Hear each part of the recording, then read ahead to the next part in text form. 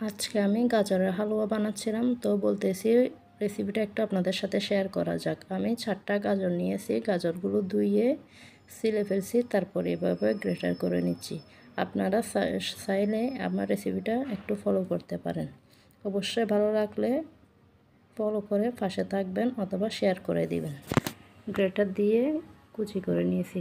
আপনারা যত ছোটো ছিদ্র আছে ওইটা দিয়ে করার চেষ্টা করবেন, ওইটা দিয়ে করলে গাজরের হালুয়া তাড়াতাড়ি সিদ্ধ হয়ে যায়।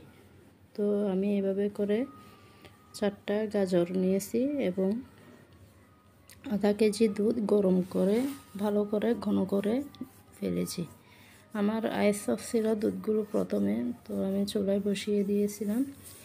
এরপর ঘন করে 1 কাপ লাগছে, আমার 1 কাপ এসে একটু বেশি লাগছে দুধ, ঘন দুধ। তারপর আমি আর একটু ঘন করলাম। এরপর একটি পাত্রের মধ্যে আমি ঘি দিছি। ঘি ব্যবহার করবেন আপনারা, বাটার দিলে স্বাদ এত আসবে না। যত ঘি দিবেন তত শাহি ভাবটা আসবে, খেতে ভালো লাগবে। ঘি গরম হয়ে গেলে আমার গাজর কুচি করা এগুলো দিয়ে ঘিতে ভালো করে ভেজে ফেলবো। একদম চুলাটা কিন্তু বড় করা যাবে না, বেশি ছোট করা যাবে না। এই যে পানি বের হচ্ছে, যতক্ষণ শুকায় নেই এতক্ষণ আমি বাঁচতে থাকবো।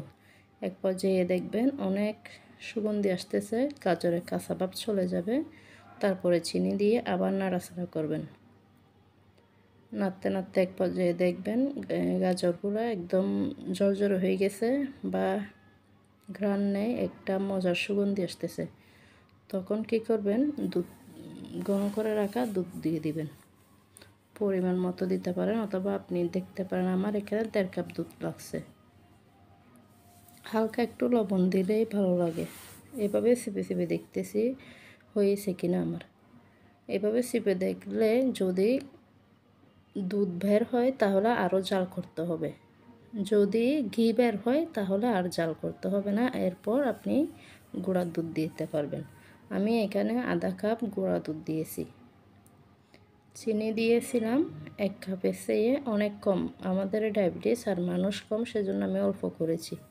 চিনিটা আপনারা স্বাদ মতো বেশি আর কম বাড়িয়ে বা কমিয়ে নিতে পারেন।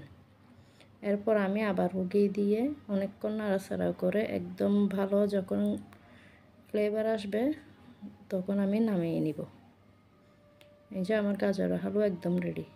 এর আগে আমি কিছু কিশমিশ আর বাদাম ঘিতে ভেজে রেখেছিলাম, এগুলো উপর দিয়ে দিছি। এখন অনেকে রোজা রাখতেছে, ইফতারিতে কিন্তু অনেক ভালো লাগে। রেসিপিটা কেমন হয়েছে জানাবেন।